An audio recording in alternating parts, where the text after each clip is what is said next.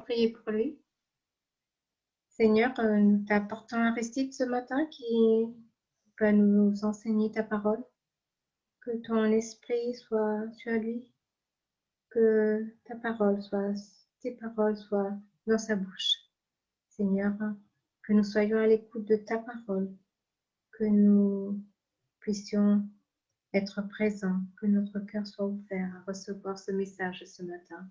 Bénis le Seigneur et accorde-lui ta toute puissance et ta grâce et ton amour pour ce moment béni. Amen. À toi, Aristide. Merci Suzanne, bonjour à chacun. Merci pour cette première partie et merci aussi pour cette invitation à prêcher sur la foi et la grâce. J'ose espérer que j'ai déjà prêché sur ces thématiques et que tu m'invites à reprêcher. D'accord. Écoutez, aujourd'hui, je vous invite à ce que l'on puisse parcourir l'histoire de quelques personnes qui ont vécu longtemps avant nous. Et le titre que j'ai donné à cette méditation, à cette prédication, c'est « Le Dieu qui renverse les situations à notre avantage ». Alors, je vous invite donc à méditer avec moi sur le livre de Ruth que nous trouvons dans l'Ancien Testament entre les Juges et le premier livre de Samuel. Contrairement à ce que pensent plusieurs, Ruth n'est pas qu'un livre réservé au groupe de femmes. Il ne s'agit pas non plus seulement d'une simple histoire d'amour, quand bien même ça a été dit par certains, nous sommes le jour de la Saint-Valentin. Oui, ce livre ne se réduit pas à cette histoire d'amour entre un homme et une femme. Ce livre est plus que cela. C'est ce que nous allons voir. Alors, nous lirons le chapitre 4, les versets 1 à 17. Et par ailleurs, je ne manquerai pas de mettre en évidence les aspects marquants des trois premiers chapitres. Lisons donc le quatrième chapitre de ce livre et je lirai dans la version du Semeur. Boz se rendit à la porte de la ville et il y prit place. Quand le plus proche parent dont il avait parlé et qui avait le devoir de s'occuper de Ruth vint à passer, Boaz lui dit « Un tel vient donc s'asseoir ici. » L'homme s'approcha et s'assit. Boaz fit approcher 10 hommes parmi les responsables de la ville et leur demanda de s'asseoir avec eux. Lorsqu'ils se furent installés, il s'adressa ainsi aux plus proches parents. Nahémie, qui est revenu du pays de Moab, met en vente le champ d'Elimelech, notre parent. J'ai pensé t'en informer et te proposer de le racheter par devant les habitants de la ville et les responsables de mon peuple ici présents. Si tu veux exercer ton droit de rachat, fais-le. Sinon, déclare-le-moi que je le sache, car tu viens en premier lieu pour disposer du droit de rachat, et je viens directement après toi. L'homme lui répond, oui, je veux le racheter. Boaz poursuivit.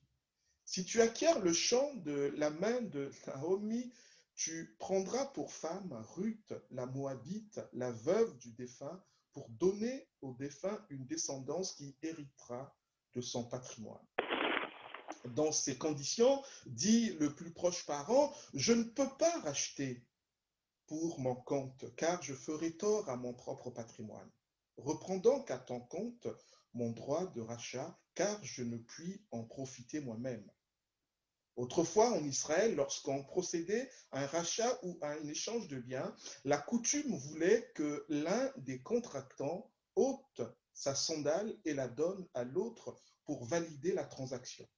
Ainsi, l'homme qui avait le droit de rachat dit à Boaz, acquiert le champ, et il retira sa sandale. Alors Boaz déclara aux responsables et à tous ceux qui étaient là, vous êtes témoins aujourd'hui que j'ai acquis de la main de Naomi tout ce qui appartenait à Elimelech et tout ce qui était à Kilion et à Machlon. De ce fait, je prends aussi pour femme Ruth, la Moabite, la veuve de Machlon, pour susciter au défunt une descendance qui recevra son héritage et pour que son nom ne disparaisse pas dans son lignage et dans sa ville natale. Vous en êtes témoins aujourd'hui.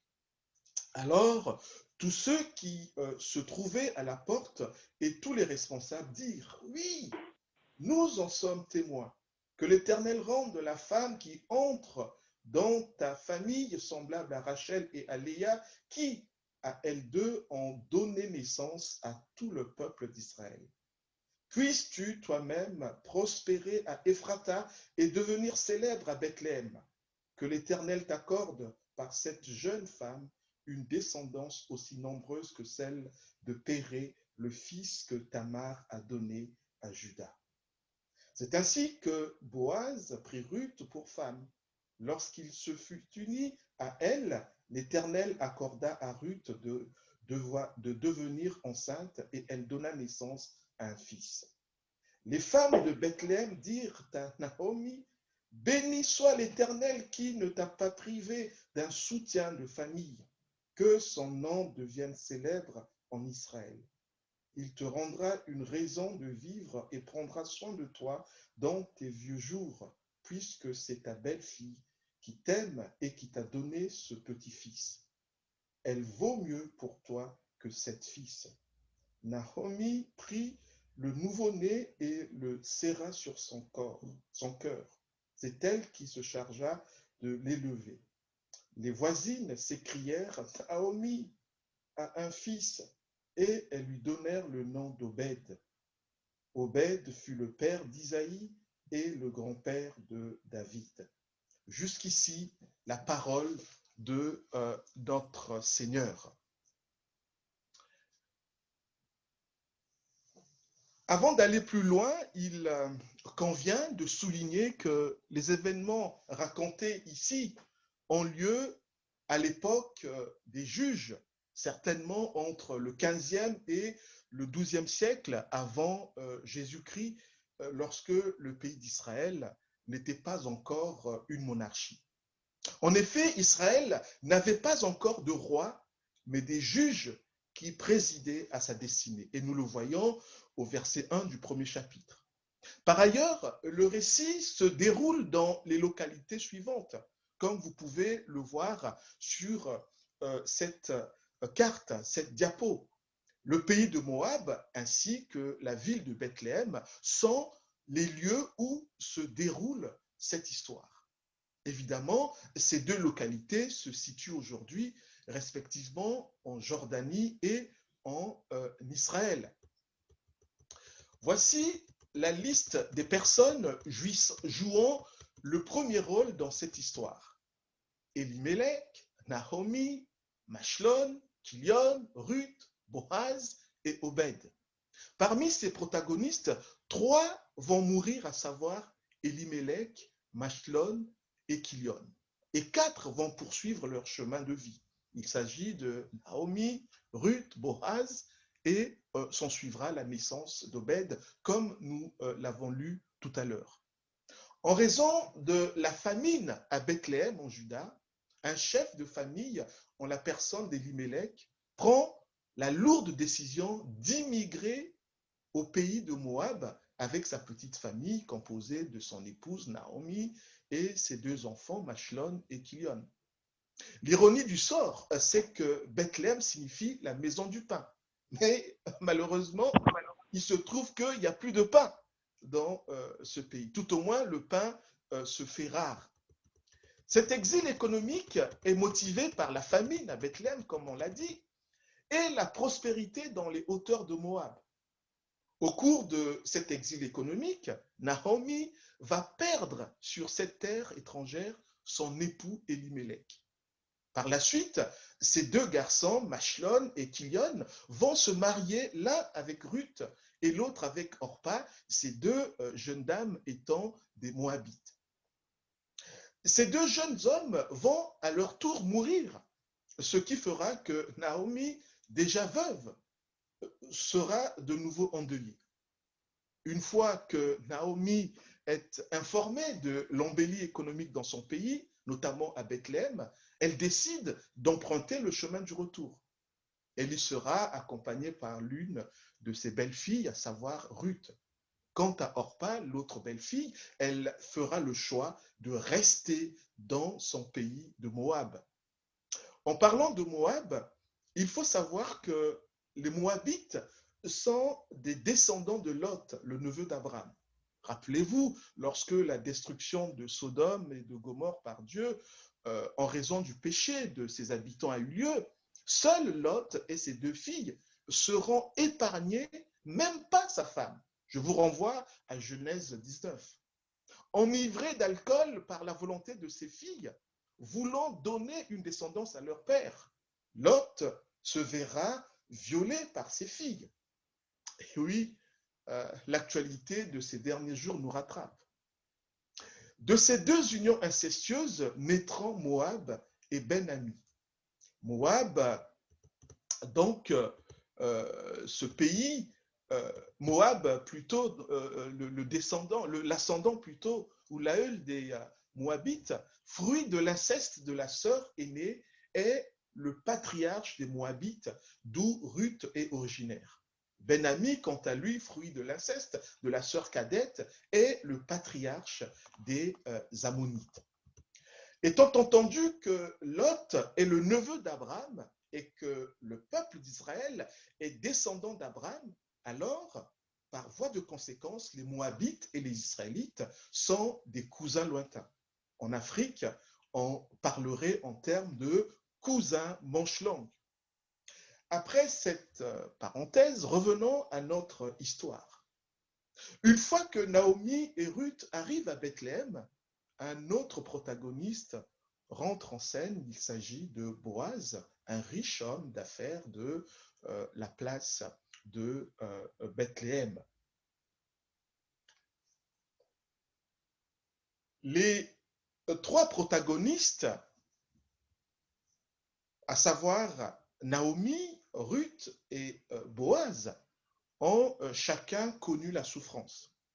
Celle-ci, nous pouvons le supposer, les a conduits à des crises existentielles. Rappelons-nous que pour des raisons économiques, Naomi dut très tôt, avec sa petite famille, s'expatrier de son pays pour devenir étrangère loin des siens. Plusieurs parmi nous savent que vivre loin de son pays n'est pas toujours chose facile. En général, chaque personne, s'il en avait le choix, resterait dans son pays. Les souffrances de Naomi ne se sont pas arrêtées à l'exil. Naomi a connu d'autres épreuves, plus douloureuses, à travers la triple tragédie qu'elle a endurée. En effet, elle a traversé deuil sur deuil en raison de la mort de son mari, dans un premier temps, et de celle de ses deux fils, dans un second moment. Ce qui est encore plus éprouvant dans son cas, c'est que ces malheurs lui sont arrivés à l'étranger. Et on peut imaginer que malgré la présence non négligeable de ses belles-filles, elle n'a pas pu bénéficier du soutien des siens restés au pays. Ne perdons pas de vue que nous avons affaire ici à une société où l'individualisme n'est pas la règle, mais au contraire le collectivisme. Ce qui suppose que pour faire face à de tels événements imprévisibles, le soutien du groupe compte beaucoup dans la balance. Tous ces aléas ont fait d'elle une femme qui devait endosser des responsabilités qui, d'ordinaire, dans une telle culture, reviennent à l'homme. Ces deux belles filles, devenues veuves, sont désormais sous sa responsabilité. Or, dans une telle culture, une femme seule, loin de l'autorité masculine, est suspecte. Elle pouvait facilement être taxée de femme de mauvaise vie. On peut imaginer que Naomi ait dû endurer une telle réputation. Quant à Ruth, le fait d'être mariée à une personne venue d'ailleurs peut laisser supposer qu'elle a dû affronter des regards moqueurs de la part de ses compatriotes moabites. Il n'était pas bien vu à l'époque de s'unir avec un étranger. D'ailleurs, dans un passé récent, hein, j'ai vu dernièrement un documentaire des années 50 où un journaliste arborait les rues de Paris et demandait aux gens, aux parents, est-ce que vous accepterez que votre fils ou votre fille épouse un juif? Et les gens disaient non, c'est pas possible, chacun doit rester à sa place. Pareil, est-ce que accepterez-vous que votre fille ou votre fils épouse une juive, un noir ou une noire? Non, chacun doit rester à sa place. Voilà, donc c'est pas si vieux que ça, la peur de l'autre. Plus difficile encore, elle se retrouve très tôt veuve et qui plus est, elle devra quitter son pays par la suite pour s'établir dans un pays qui n'est pas le sien et s'intégrer socialement et religieusement à une autre culture. Plusieurs parmi nous savent que ce n'est pas toujours chose facile que de s'intégrer à une société dont on n'est pas originaire. Ruth y vivra en quasi-mendiante, tout au moins dans ses débuts de primo-arrivante. Comme sa belle-mère, elle va certainement faire face au regard moqueur que l'on adresse à une femme sans mari ou sans autorité d'un homme dans une telle culture. Pour ce qui concerne Boaz, il n'est pas en reste quant à la dureté de la vie. Même si la Bible est silencieuse sur son passé, on peut supposer qu'un tel homme de ce rang influent, riche et d'un âge bien marqué n'ait pas eu à minima un premier mariage avant de se retrouver célibataire. Si tel est le cas, qu'est-il advenu à sa femme ainsi qu'à ses enfants? Comme Naomi, serait-il un veuf avec la disparition de ses enfants? Si nous retenons cette hypothèse, on ne peut que constater son affliction. Le point commun entre ces trois personnages dans leur malheur, c'est la ressemblance avec l'affliction de Job. En effet, Job, un homme droit, a souffert dans sa vie par la perte de tous ses biens, de la perte de ses enfants et de sa santé. Oui, le Seigneur permet que ceux et celles qui font partie de sa famille passent souvent par la souffrance. Celle-ci, parfois, conduit à des crises, et pourquoi pas à des crises de la foi. La Bible ne fait pas l'économie de tels récits, bien au contraire. Elle nous présente plusieurs figures, et non des moindres, qui ont connu à leur manière des problèmes et des difficultés. Je vous invite à tête reposée, à scruter la parole de Dieu. Vous verrez de telles personnes, de tels croyants dans la Bible qui ont connu des moments difficiles, douloureux dans leur vie, dans leur marche avec le Seigneur. Bien que le livre de Ruth ne soit pas explicite, il n'est pas interdit de supposer que ces trois-là, Naomi, Ruth et Boaz, aient chacun de son côté traversé une crise suite à leurs souffrances respectives. Ainsi, on peut imaginer qu'ils ont dû faire face à la perte de leur repère. Ils ont dû faire face à leurs limites physiques et émotionnelles. Ils ont dû faire face à leur fragilité humaine. Ils ont dû faire face à des déceptions, parfois à la panique, à la solitude, au désespoir. Ils ont dû avoir l'impression que tout s'écroulait autour d'eux. Ces douloureuses phases de leur vie ont pu les conduire à un stress excessif que nous appelons aujourd'hui burn-out. c'est-à-dire un état de fatigue intense et de grande détresse. Mais nous allons le voir que malgré cette souffrance, ces trois personnes vont vivre comme le Seigneur le veut. Naomi est une femme de prière et de reconnaissance. Elle est reconnaissante à l'endroit de ses belles-filles pour tout le bien qu'elles ont fait à sa famille et à elle-même. En guise de remerciement, elle demande à Dieu de leur accorder la bénédiction nécessaire. Alors que la présence de ses belles-filles à ses côtés de manière permanente est une garantie pour sa retraite, car à l'époque, il n'y avait pas de pension de retraite comme de nos jours.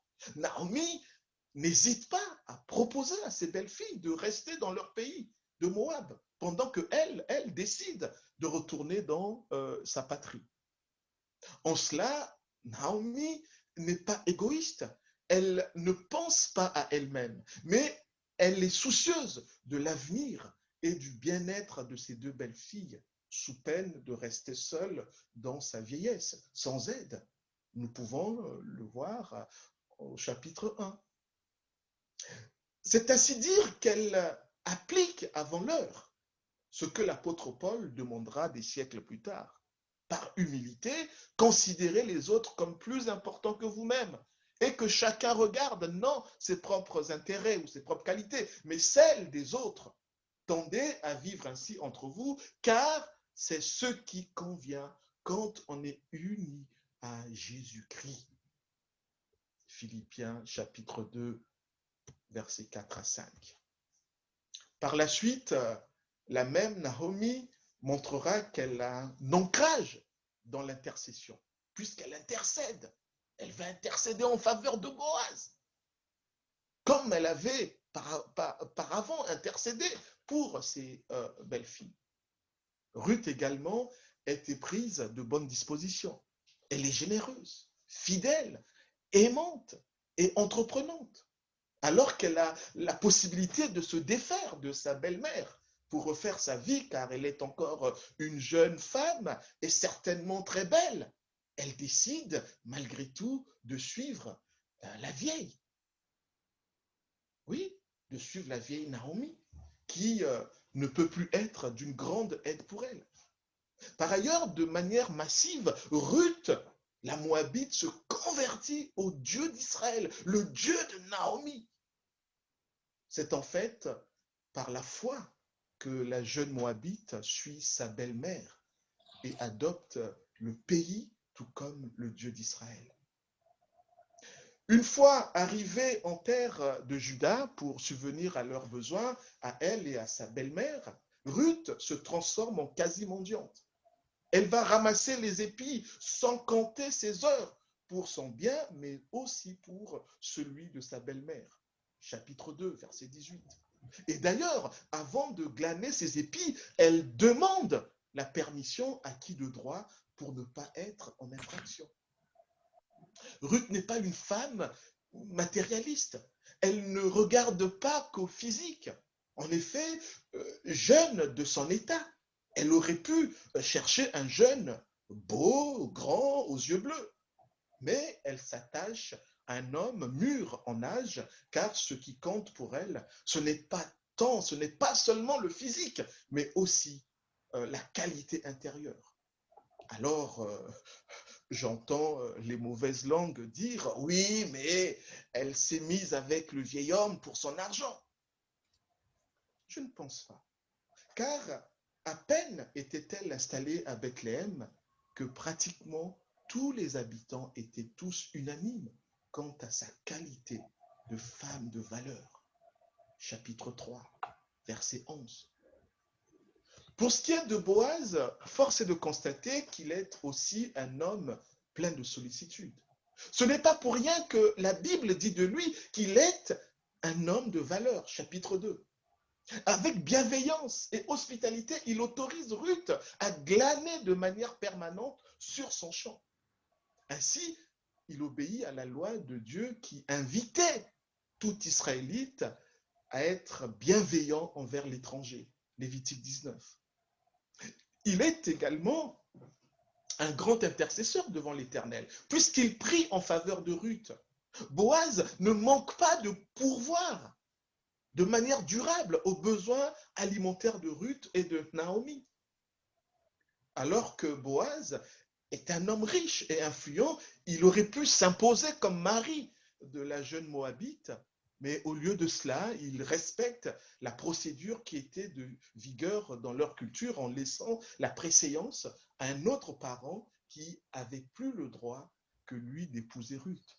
C'est seulement une fois que ce parent renoncera à prendre Ruth pour épouse que Boaz va se positionner pour demander la main de Ruth. Nous l'avons vu au chapitre 4. À travers cette description, nous venons de voir que ces trois personnages, à savoir Naomi, Ruth et Boaz, sont des modèles pour nous.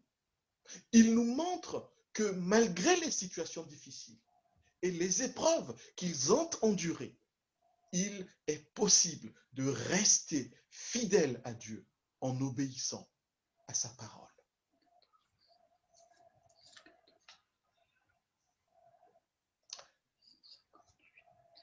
En scrutant de plus près le chapitre 4, les versets 1 à 17 que nous avons lus, nous voyons que la situation va se renverser.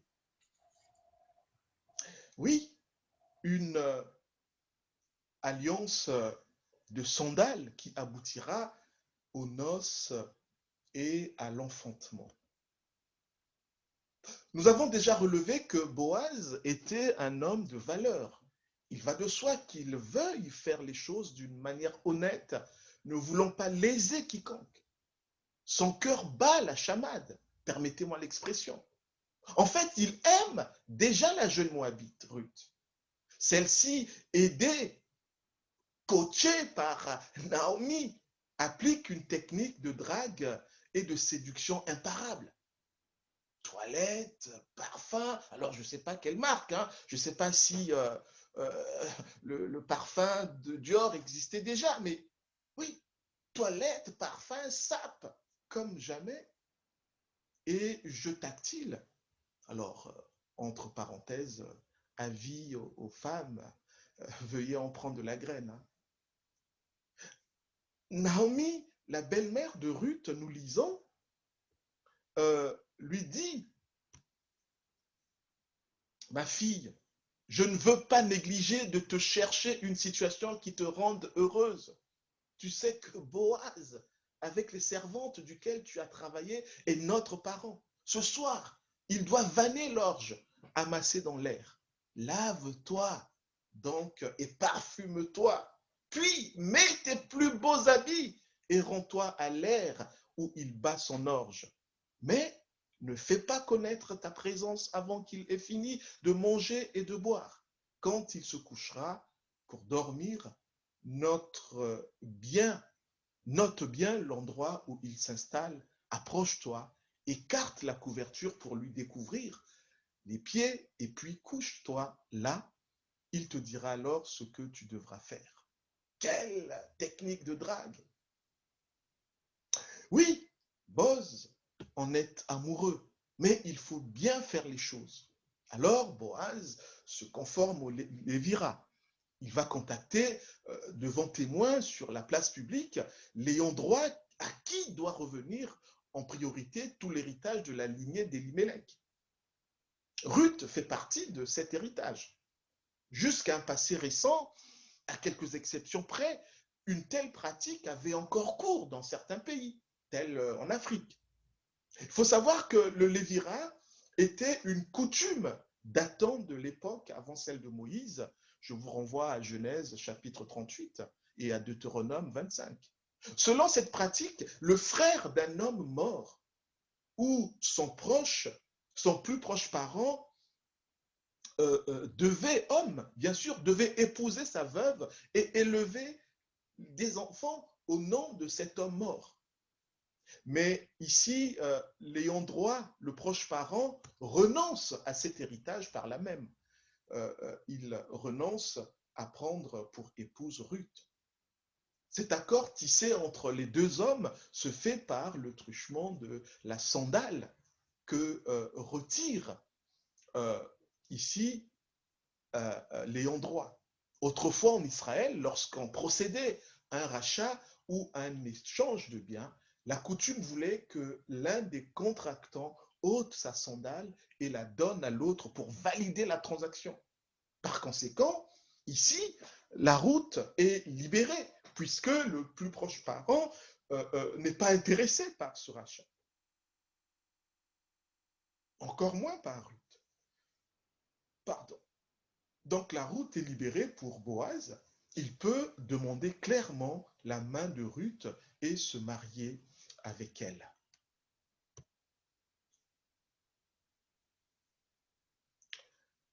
Ceux qui assistent au mariage, c'est-à-dire les autorités ainsi que le peuple, font une prière de bénédiction dans laquelle ils intercèdent afin que Dieu bénisse le nouveau couple en lui donnant une descendance nombreuse. Un peu plus tard, Ruth accouchera d'un fils du nom d'Obed plutôt. Celui-ci sera le grand-père du roi David, de qui Jésus sera le descendant. De la même manière que sous l'ancienne alliance, Dieu s'est constitué un peuple à partir de Jacob et de ses femmes, Rachel et Léa, en donnant les 12 fils qui sont devenus les patriarches des 12 tribus d'Israël. De même, par Jésus, le descendant de l'union entre Boaz et Ruth, naîtra le peuple de la nouvelle alliance sur la base de l'enseignement de ces 12 apôtres. Alors, dire après la pluie vient le beau temps, c'est enfoncer une porte ouverte, puisqu'il s'agit d'une évidence. Nos trois protagonistes, à savoir Naomi, Ruth et Boaz, peuvent dire, après nos épreuves, vient le bonheur. Nous venons de voir que Naomi, Ruth et Boaz sont des personnes qui aiment Dieu et qui sont aimées de Dieu, estimées de Dieu. Pour autant, ils ont été affligés. Faire partie du peuple de Dieu ne signifie pas que l'on sera nécessairement épargné de la souffrance. C'est l'expérience douloureuse qu'ont connue nos trois héros ici. Cependant, une vérité biblique nous enseigne que de nombreux malheurs atteignent le juste, mais l'Éternel le délivre de tous. Naomi, de veuve sans perspective d'avenir, sans descendance, sans ressources, est passée d'une vie de souffrance à une vie aisée, avec perspective d'avenir et une descendance assurée. Naomi signifie l'heureuse.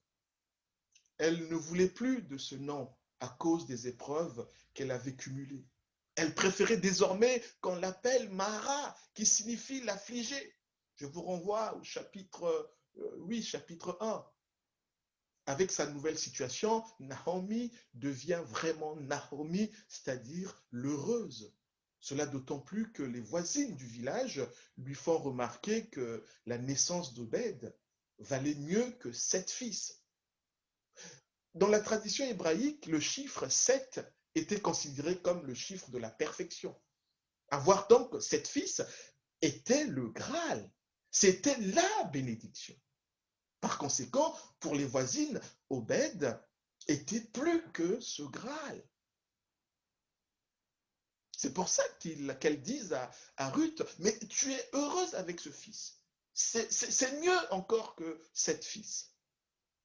Ruth, de veuve, sans perspective d'avenir, sans enfant, sans ressources, est passée d'une vie de misère à une vie stable, avec un mari par-dessus le marché, et qui plus est ancêtre de Jésus-Christ.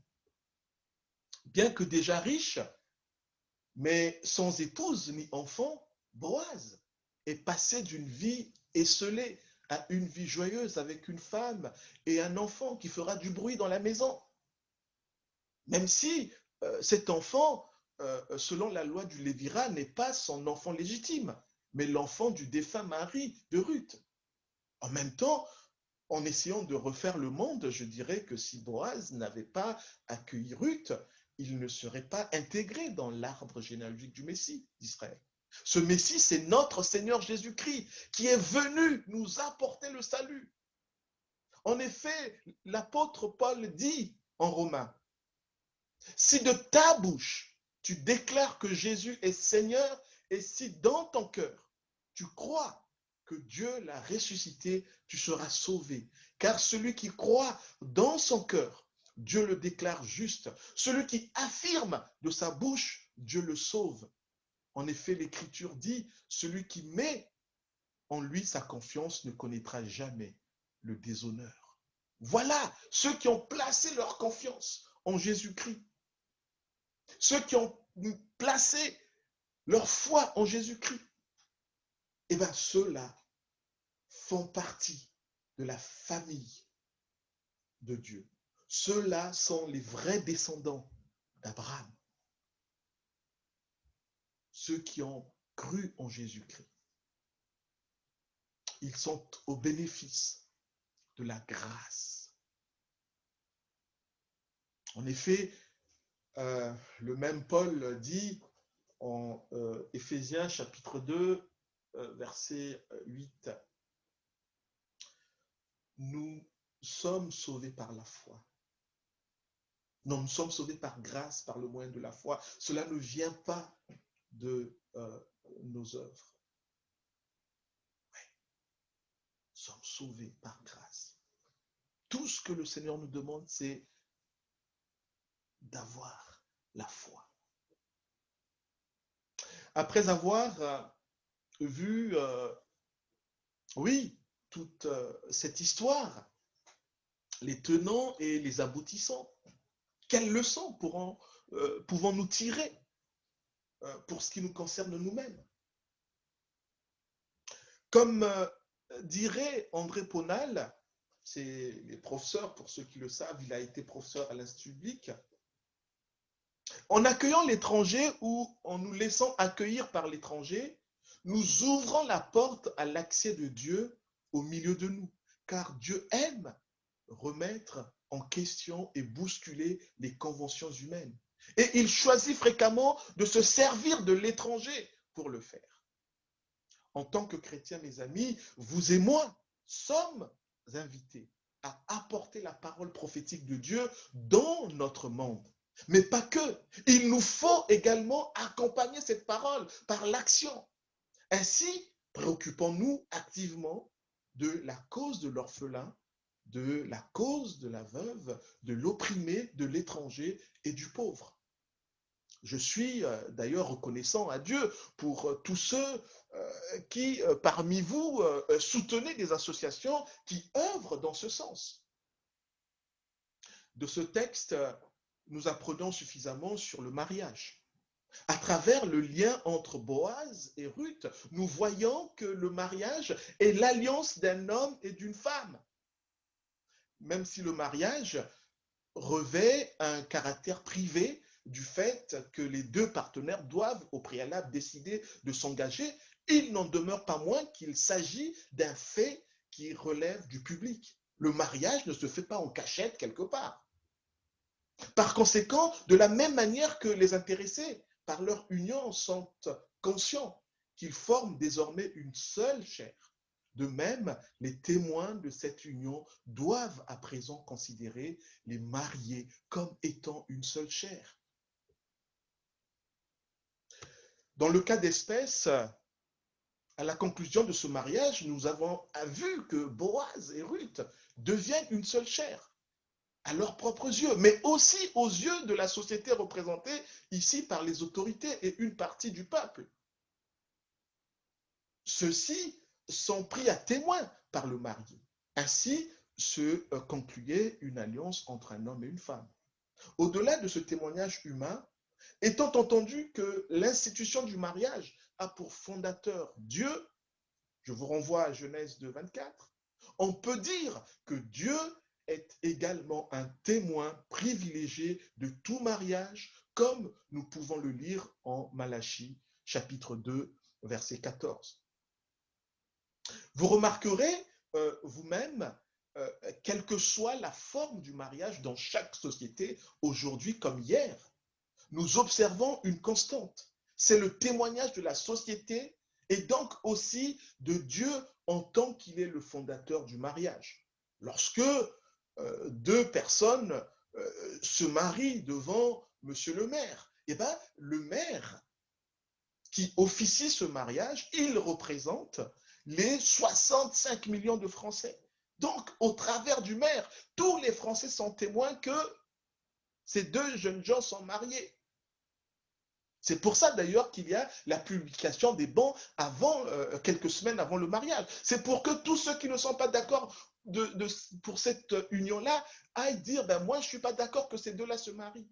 Mais une fois que le mariage est fait, ben, la société est témoin. Ici, je profite, oui, de rassurer certains que même si votre cérémonie de mariage s'est limitée à la mairie et que vous n'avez pas eu de cérémonie de mariage à l'église, il n'en demeure pas moins que pour Dieu, vous êtes bel et bien mariés. Oui, mes amis. Plusieurs chrétiens sont dans le doute. Est-ce que je suis... Oui, ben, dès l'instant où tu es passé devant monsieur le maire, c'est reconnu par la société, et ben Dieu valide ce mariage. Tu es marié. Alors, si tu veux, tu peux faire une cérémonie de bénédiction nuptiale, comme on dit, à l'église. Mais étant marié à la mairie, tu es marié aux yeux de Dieu. Oui, en fait, nous sommes le 14 février. Je souhaite à tous les mariés d'être encore davantage amoureux de leur conjoint. Peut-être que la population française augmentera après ce souhait, je ne sais pas. Mais bon, ce n'est pas le sujet de notre méditation.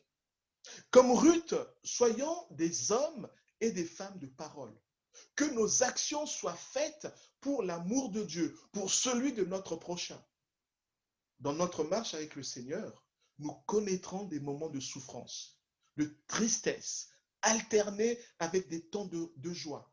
Les épreuves seront là, mais le Seigneur également y sera et nous apportera des temps de répit. Mais le vrai répit, nous le connaîtrons qu'au retour de Jésus-Christ. Pour terminer, l'un des problèmes abordés dans le livre de Ruth est celui de la souffrance du juste. C'est sur ce sujet de l'épreuve que j'ai voulu insister au cours de ma méditation. Comme dirait le psalmiste, en l'occurrence ici David, de nombreux malheurs atteignent le juste, mais l'Éternel le délivre de tous.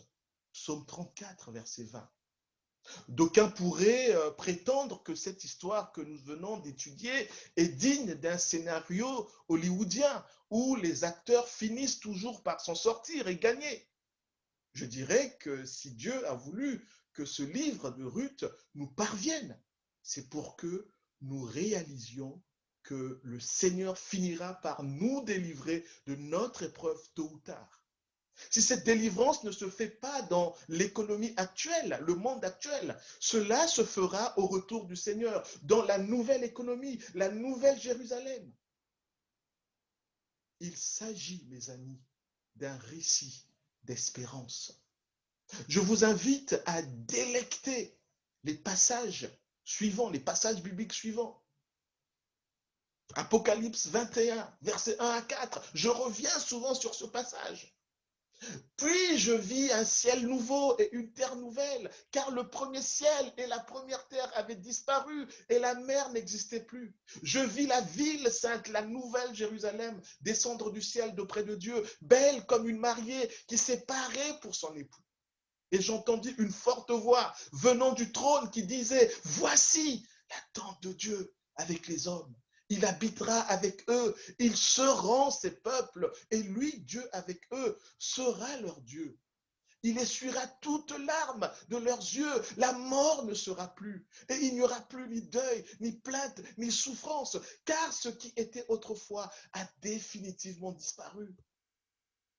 mais en attendant, sachant que, comme le dit l'apôtre Paul, il n'y a aucune commune mesure entre les souffrances de la vie présente et la gloire qui va se révéler en nous. Le même Paul nous dit encore, mais dans tout cela, nous sommes bien plus que vainqueurs par celui qui nous a aimés. Oui, j'en ai l'absolue certitude, dit-il. Ni la mort, ni la vie, ni les anges, ni les dominations, ni le présent, ni l'avenir, ni les puissances, ni ce qui est en haut, ni ce qui est en bas, ni aucune autre créature. Rien ne pourra nous arracher à l'amour que Dieu nous a témoigné en Jésus-Christ notre Seigneur. Aucune de nos épreuves, aucune de nos souffrances ne pourra nous arracher à l'amour que Dieu nous a témoigné en Jésus-Christ notre Seigneur. Que notre Dieu, Père de notre Seigneur Jésus, continue de nous assister. Amen. Si Glody peut passer le chant demandé tout à l'heure. Tu peux arrêter ton partage, s'il te plaît. Comment? Ah oui. Tu peux arrêter le partage, s'il te plaît.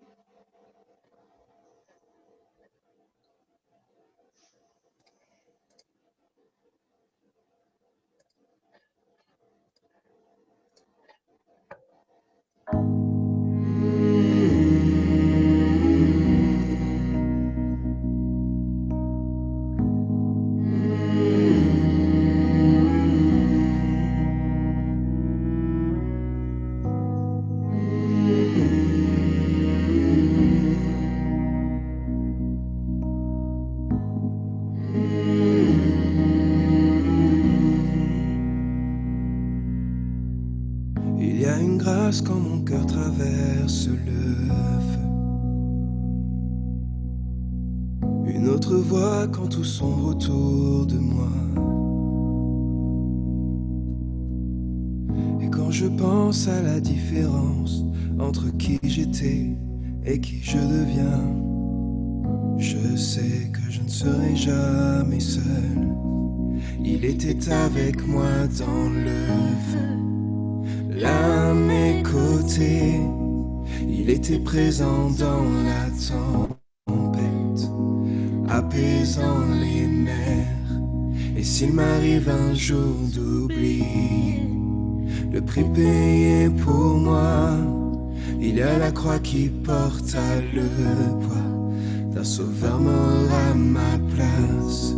Oui, il est avec moi dans le feu.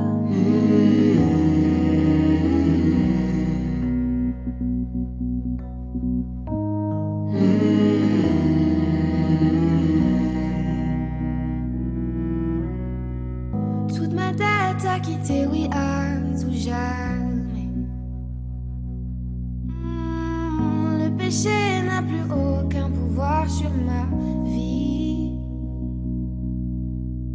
S'il m'arrivait de retomber entre qui j'étais et qui je deviens, quand bien même je ne céderai pas à ce monde,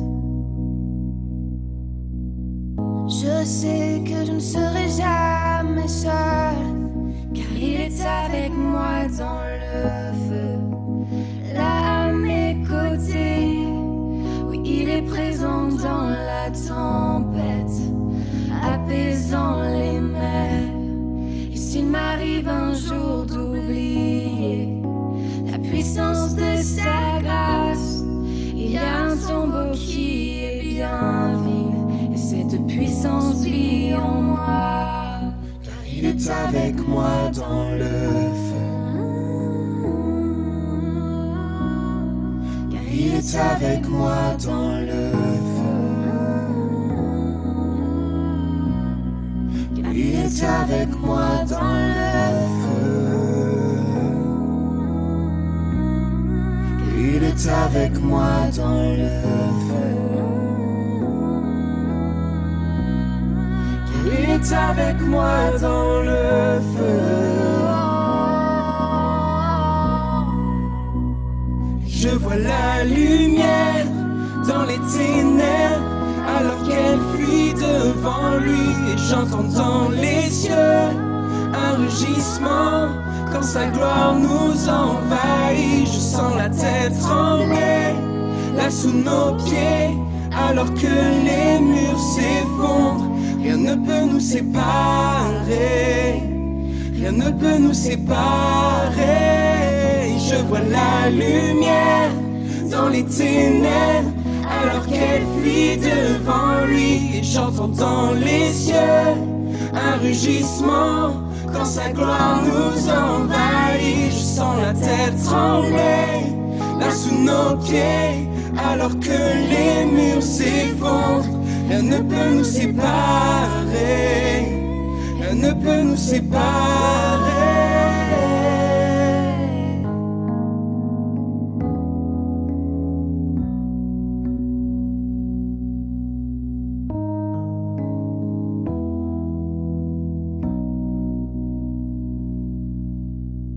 Il n'y a aucun autre nom comme le nom de Jésus.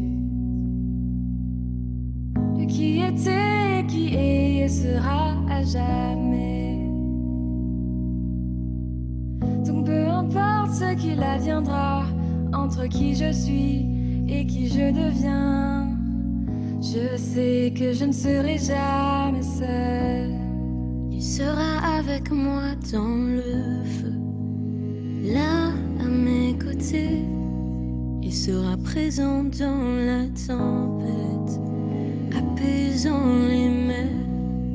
Et s'il m'arrive un jour d'oublier ta bonté envers moi, je me réjouirai même dans l'épreuve, car je sais que tu es là. Oui, je sais